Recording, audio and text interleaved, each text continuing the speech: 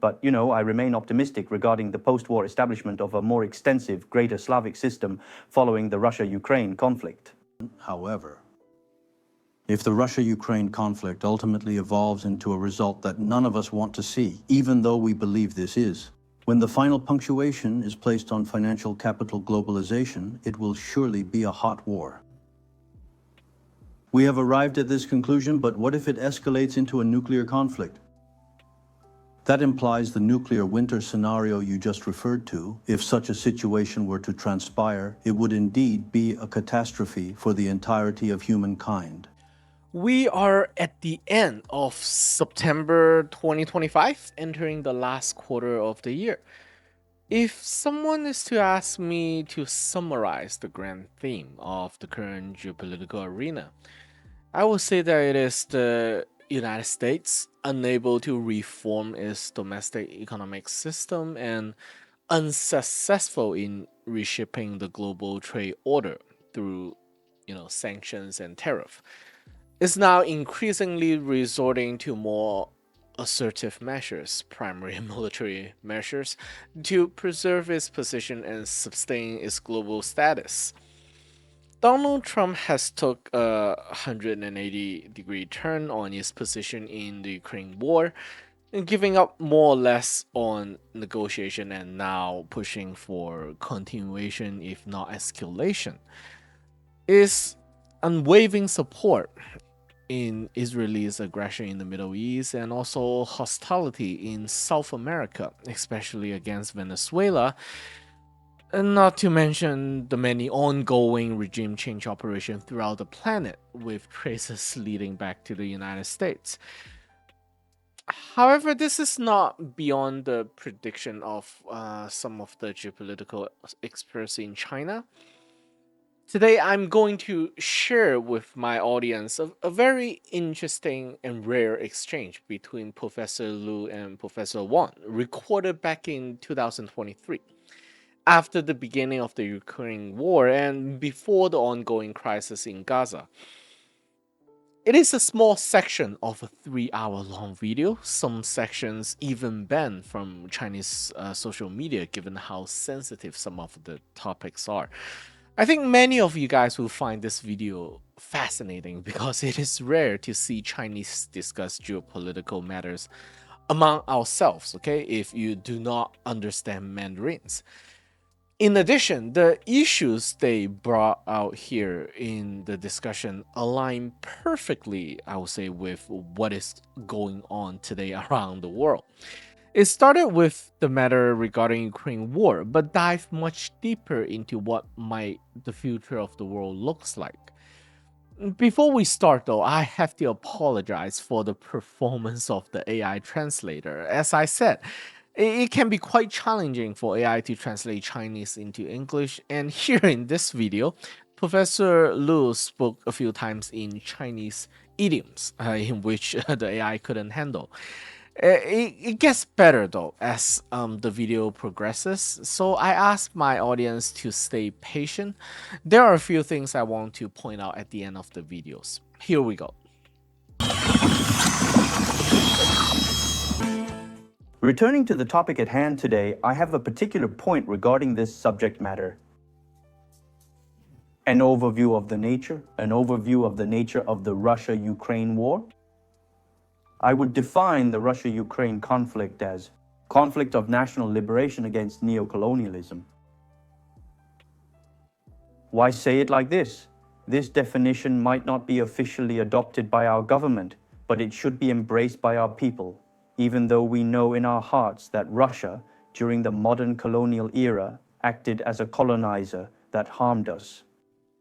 During the era of neocolonialism, it was indeed the Slavic people who had been colonized that initially initiated the resistance against neocolonialism, and if this effort proves to be successful, it could potentially be a fatal blow.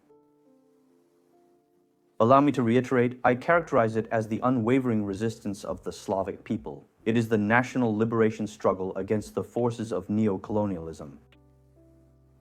You mean this new colonialism is from after the dissolution of the Soviet Union, where its resource capitalization was completely taken over by the new colonialism's dollar hegemony, correct.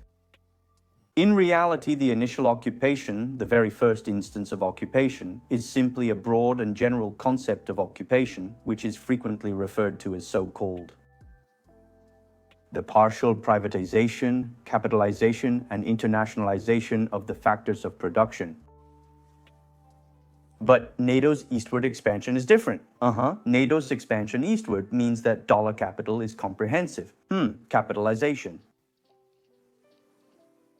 The line of defense that Putin is holding, rather than being a geopolitical line, is actually the last set of 111 lines of defense for capital.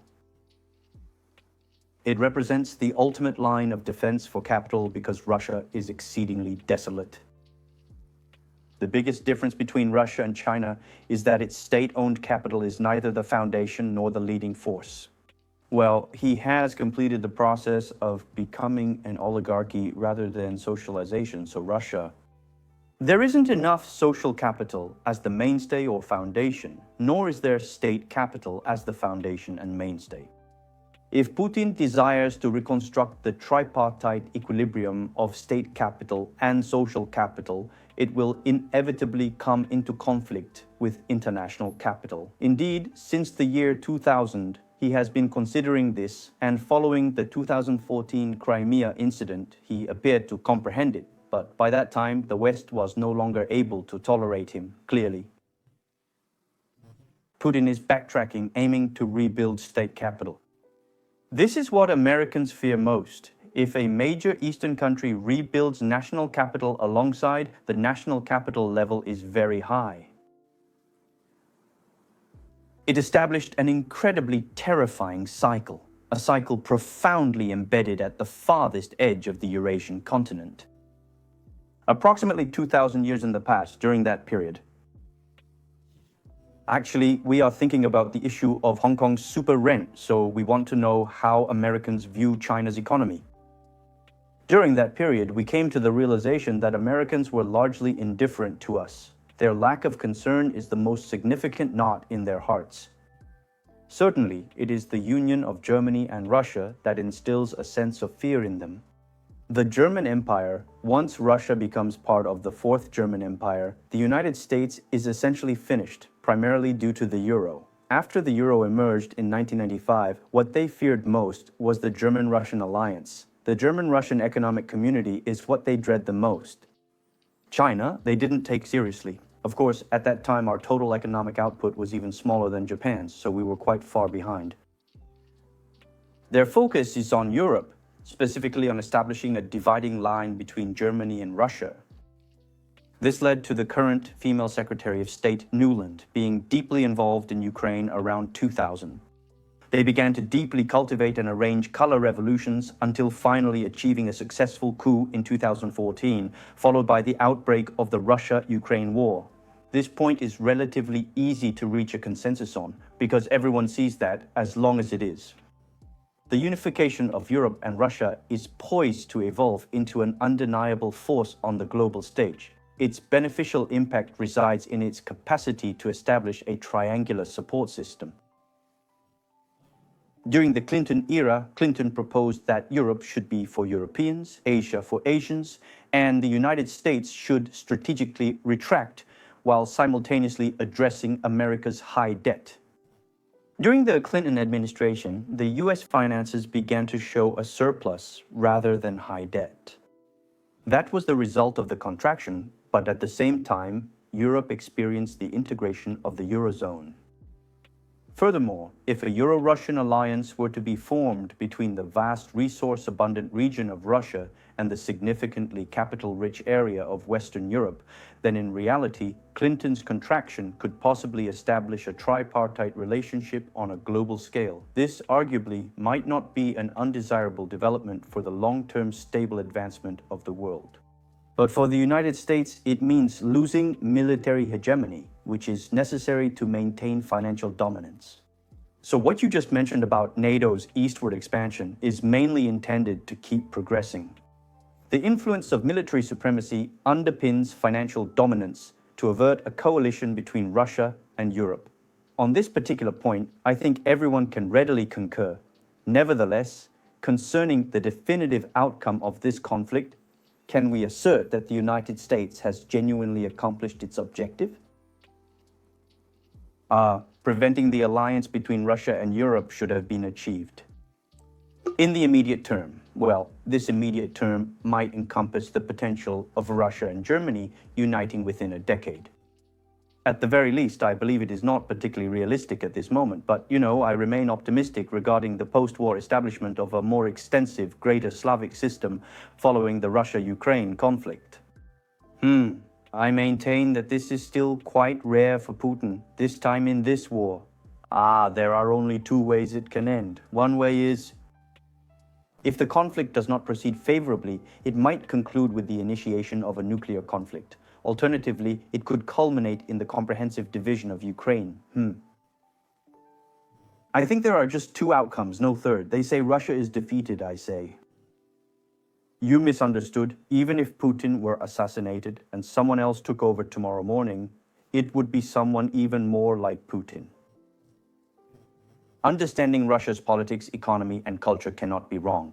If we view the opposing sides of this conflict as being between the United States and Russia, we can say that neither side has a way out. Russia is unable to suffer a defeat, and neither is the United States. Consequently, ultimately, the escalation and even the worsening of this conflict are likely to be inevitable. When we summarize the ongoing Russia-Ukraine war, we are unable to form any optimistic conclusions. The main conclusion that might be formed is a pessimistic one. So what is this objectively connected to? It is associated with the principles of war economics. Once the war machinery is set into motion, it consumes financial resources every single day and escalates expenses continuously if the desired outcome cannot be accomplished by merely escalating one's own expenditures further, ultimately leading to triumph. To bring it to a conclusion, all the expenditures would escalate into a significant crisis for our side. Increasing costs without ultimately winning leads to an internal crisis. The result of this crisis is disintegration, which is why neither side can afford to lose. Nobody can afford to suffer a loss because halting the war mechanism once it has been initiated is impossible. Activate the pause button at a specific juncture in the procedure where expenses are consistently escalating. It can't be stopped. So you said that even if Putin were assassinated one morning, the person who comes to power would be even more like Putin, and this analysis is correct.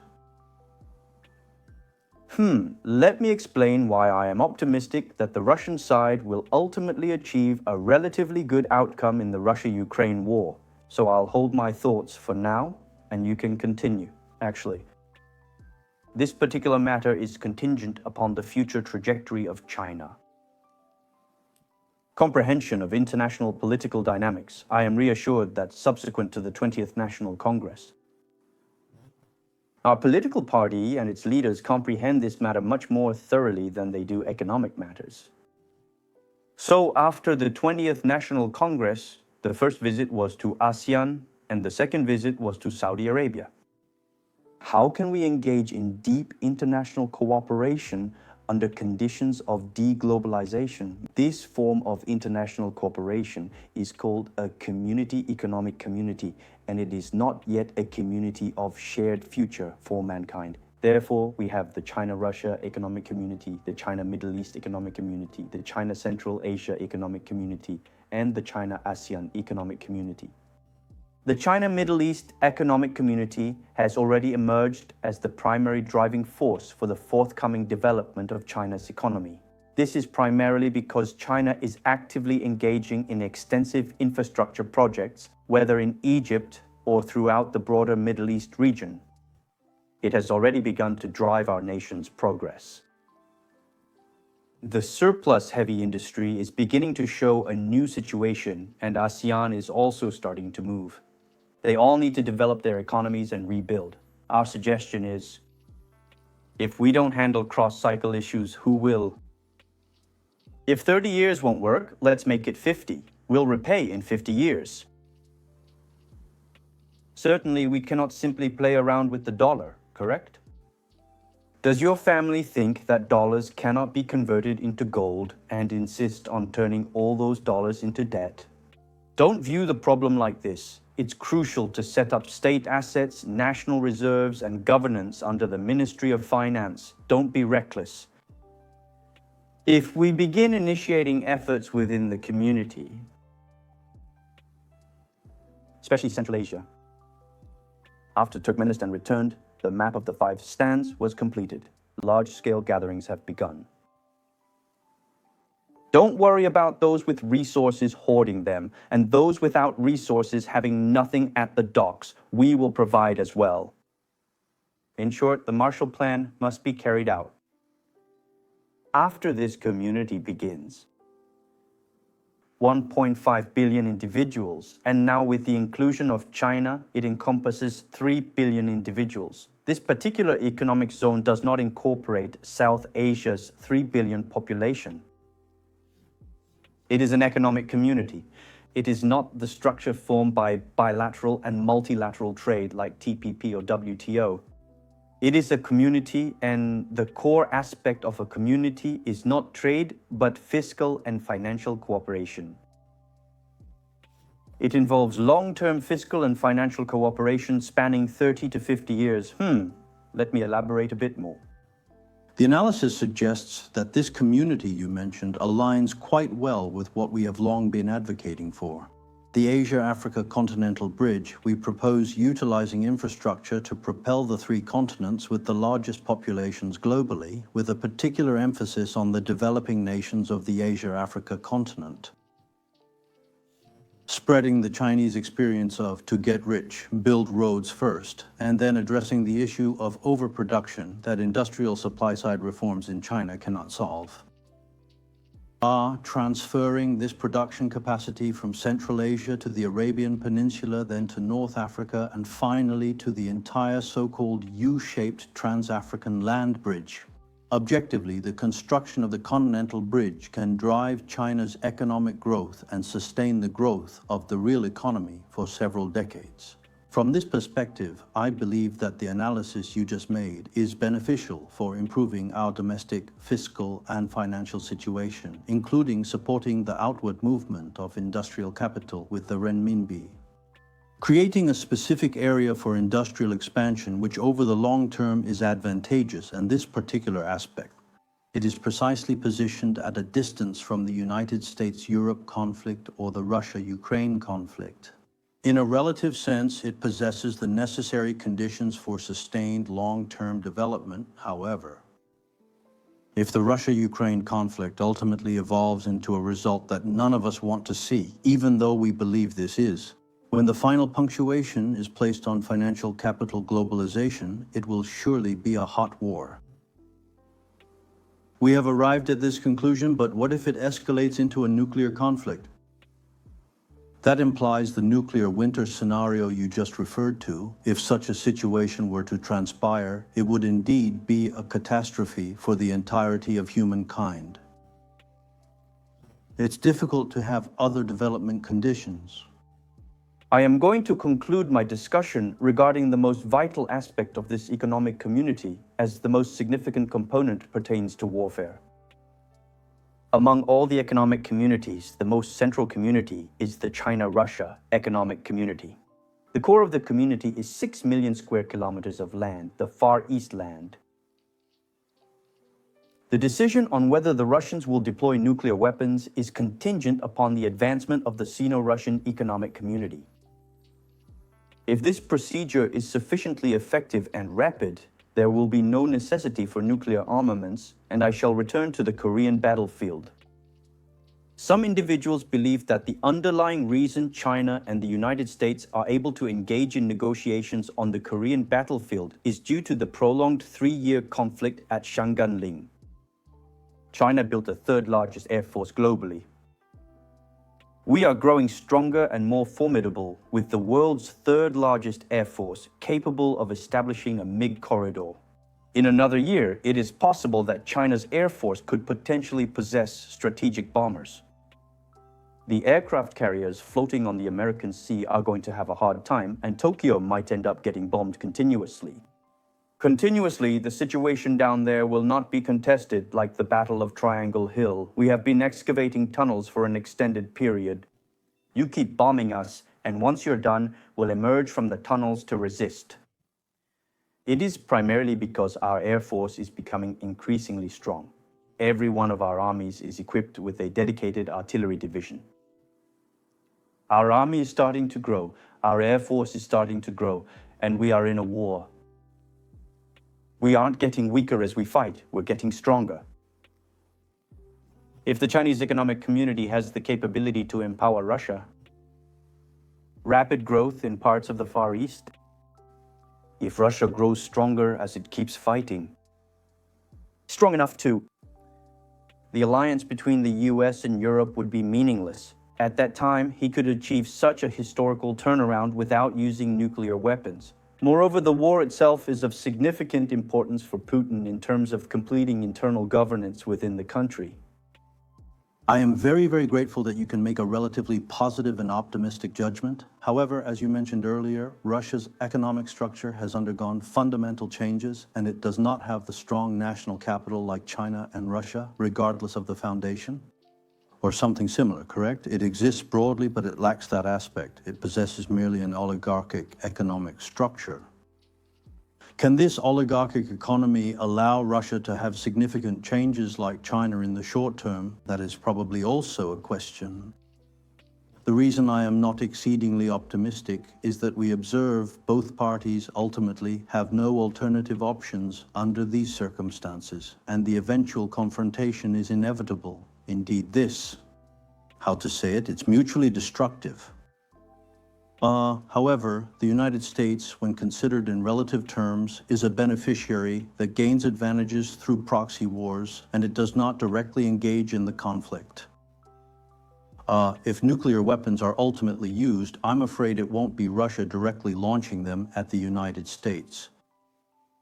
It is only within a somewhat restricted range. Therefore, when viewed objectively, it still culminates in warfare. In Europe, the downfall of both parties transpires within the continent.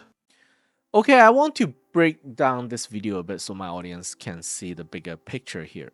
The two professors here consider this Ukraine war as the first open rebellion from a major global power against Western colonialism, or here the professors refer to as neo-colonialism, that is built on the US-centric financial system. And ultimately, which I agree, one of the main backbones of this neo-colonial system is military supremacy. Yes, it is true that a well-maintained and balanced global economic structure led by a country like the United States is attractive for countries to join and stay in. But when the system struggle to provide beneficial incentive for countries to stay in, then military often will be the last resort to force country to stay in the system, or let's say discourage an alternative system from forming. And this Ukraine war aimed exactly to achieve that. If Russia loses the war and breaks apart, China will have a difficult time standing by itself, as today's Chinese economy and influence projection rely too much on importing raw materials and energy and exporting manufactured goods. So, of all the countries around the world, Russia is the country that China least want to see collapsing or gets regime changed into a pro-Western government. There is, however, a major difference in opinion between the two professors here. I'm not sure if you guys notice, which I find it very interesting to point out here. Professor Liu prefer a scenario in which China will actively maintain a global community and navigate this ongoing crisis with partners around the world, in which ultimately a global fiscal planning and balancing can be reached, at least among some of the global south countries who wishes to join this partnership. And this is ultimately a form of like a G7 organization agreement formed and reached by countries in the global south. The professor believed this is an achievable scenario and a path that Chinese leadership should pursue. Professor Wang, however, the older of the two professors here, is more cautious about this strategy, all right? He said that if China really let such an entity, it will surely clash against the existing global financial capital oligarchy class and will almost certainly lead to a hot war.